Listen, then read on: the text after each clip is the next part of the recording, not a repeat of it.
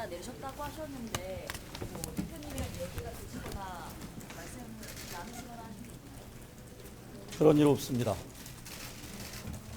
불출마를 결심하게 된 특정 계기가 있습니까? 저는 2004년도에 저를 당에서 영입 케이스로 저를 받아들인 사람이 아닙니다. 제 발로 걸어들여와서 정치를 하고 싶다고 말을 했고 당이 저에게 기회를 주셨습니다.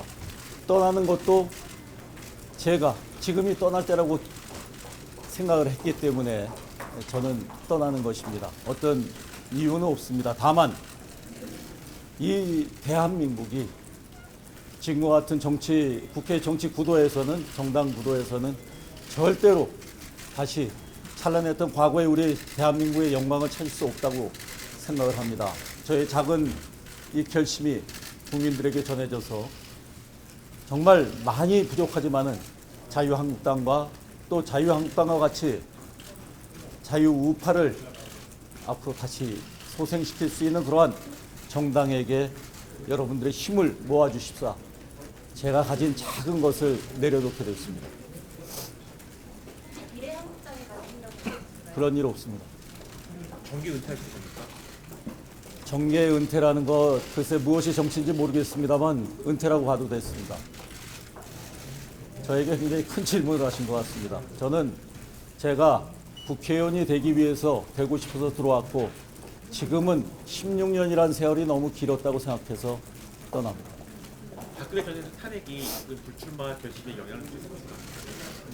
불출마 탄핵에 대해서 탄핵을 찬성했다고 해서 악이고 탄핵에 반대했다고 해서 그것이 선이고 저는 이런 논란을 얘기하는 것이 아니고 저를 가장 사랑해줬고 늘 저에게 격려를 해줬고 그랬던 제가 존경하는 박근혜 대통령이 지금 감옥에 가 있고 탄핵을 당했다는 그 인간적인 그 정이 저에게 오늘 좀 눈물 흘리게 한 것 같습니다. 저는 탄핵을 반대했습니다마는 그 탄핵을 막지 못한 것은 당시 사선 중진인 자유한국당 의원으로서 저 개인은 대단히 잘못된 일입니다. 아까 별거순이라고 지칭하시는 분들이 어떤 분들을 말씀하시죠? 알아서 해석하십시오. 오늘 그 여상규 위원장님도 불출마를 선언했는데 여상규 위원장님 같은 기존에 불출마했던 극단파 의원님들을 겨냥한 거라고 저희가 봐도 돼서 뭐요? 극단파 의원님들을 겨냥하신 걸로 저희가 봐도 될까요? 누가 겨냥을 오늘 해요? 말씀하신 별거숭이 같은 거에 대해서 아니 그렇지 않아요. 알아서 해석하십시오. 그 정도 상상력이 안 되시면 안 됩니다. 일각에서는 이제 황 대표가 좀 패스트트랙 법안 이후 책임을 져야 하는 거 아니냐 이런 지적도 나오는데요. 그거에 대해서는 좀 어떻게 보세요? 저는 아까 첫 번째 사무총장으로서 황 대표 체제가 저는 황교안이라는 그 이제 정치인이 10개월 동안 지내면서 국민들에게 강한 야당 지도자 상은 못 보여줬을지 몰라도 그 정말 죽음을 각오한 단식이라든지 뭐 투쟁이라든지 뭐 이런 것에서 적어도 국민들에게 정치인의 현재 존재하는 이 정치판에서 유일하게 진정성을 보여준 저는 정치인이라고 평가합니다. 그분이 나가는 길이 생각하는 길이 저는 틀리지 않다고 자주 대화를 나누면서도 저는 느껴왔습니다. 그거에 대한 것이지 제가 황교안 대표에 대한 방패막이 되겠다는 것은 아닙니다. 다시 말씀드리면 저도 첫 번째 사무총장을 했던 사람입니다. 황교안 대표가 정말 창당 수준의 공천 쇄신 혁신을 하려 하면은 아마도 자신의 뜻과 다른 인간적으로는 하지 못할 어려운 일들을 해 나갈지 모르겠는데 그 길을 조금 터준다고 할까요? 저의 작은 희생이 그분에게 그러한 일을 하는데 도움이 됐으면 따라서 제가 사무총장직에 있던 사람이라는 말을 한 것을 좀 더 솔직하게 말하면 측근들 중에서도 이제 불출마를 하시는 분들이 나온다면 앞으로 공천으로서 국민들의 신뢰를 받는데 많이 도움이 될 것 같다는 생각에서 그런 얘기를 했습니다. 바꿀 계획이 있으십니까? 없습니다. 수도권 위원님이시기도 하니까 지금 당내에서 수도권에 대한 불안감이 굉장히 커지고 있는데요. 이제 고민을 하시는 입장에서 이에 대해서 좀 평가를 하시면 어떻게 수도권에 대한 불안감은 지금 현재 수도권이 우리 자유한국당이 갖고 있는 수도권 현역 의원 지역은 한 두세 군데 빼놓고는 제가 아니고 저희 지역구도 제가 아니고 다른 분이 나가서 열심히 뛰면은 당선될 수 있는 그런 지역구입니다. 우리가 수도권을 걱정하는 것은 수도권에서 의석수를 더 확보를 하고 확대를 해야지만 우리가 바라는 이 나라를 다시 정상 궤도로 만들 수 있는 그러한 과반수에 이를 수 있다는 것이 걱정인 것이지, 지금 현상 유지, 현역들이 있는 지역구는 제가 보기에는 한 두세 군데 빼놓고는 모두 다시 지킬 수 있다고 생각합니다. 더 많은 한 30석 정도는 더 갖고 와야 되겠죠.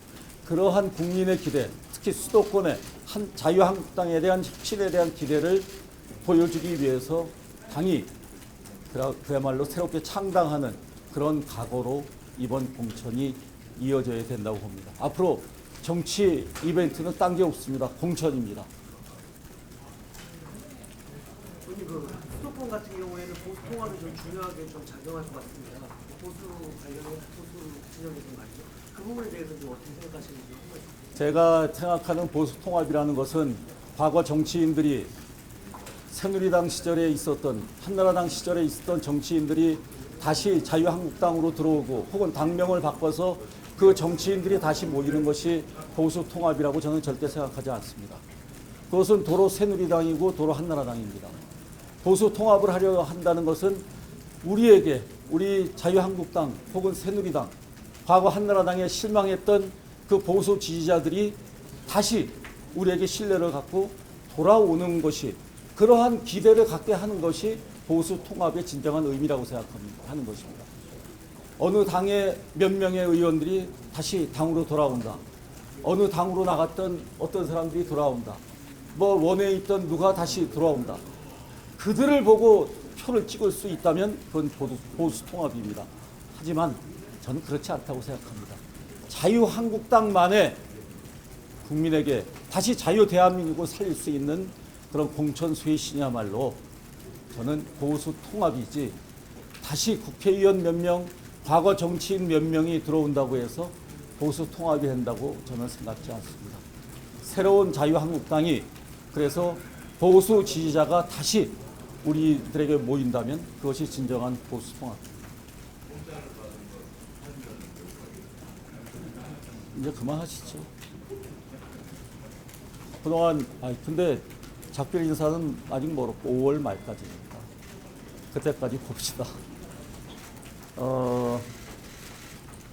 다시 한번 내가 울컥해갖고 박근혜 대통령께 사과드린다, 죄송하다 말씀을 드렸는데, 그때 울컥했는데, 개인적으로 저는 소위 여러분들이 분류하는 원조 친박입니다. 저는 그 원조 친박이라는 것을 부끄럽게 생각한 적 한 번이 없습니다. 저는 또 늘 저를 대변인을 2번을 시켜주신 분입니다. 그 밖에도 여러 가지 역할을 주신 분입니다. 그분을 저는 존경합니다. 저는 그분이 감옥에 가야 된다고 생각지 않고 있습니다, 지금. 하지만 탄핵은 또 다른 문제입니다.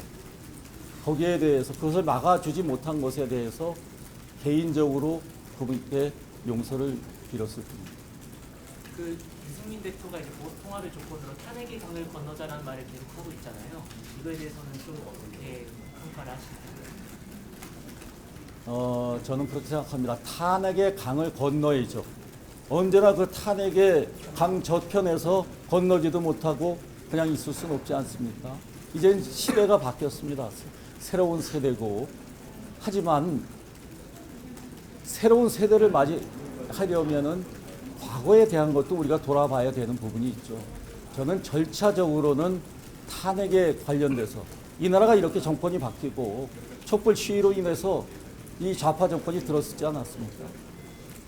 이러한 정말 어떤 그들이 얘기하는 혁명적인 변화에 대해서 과연 탄핵의 강을 건너기 전에 우리들 스스로 반성할 일은 없는가는 분명히 이 절차적으로 있어야 된다고 생각합니다. 그것이 공천의 이유가 되고 이것은 저는 별개의 문제지만 하여튼 역사를 바꿔놓은 일의 사건이기 때문에 그것은 나중에 역사가 또 한 번 평가를 하겠지만 이 중대한 총선이라는 정치 이벤트에 앞서서 한 번쯤은 절차적으로는 필요한 순서가 아닐까 생각합니다. 탄핵악은 얼마든지 건너도 됩니다. 감사합니다.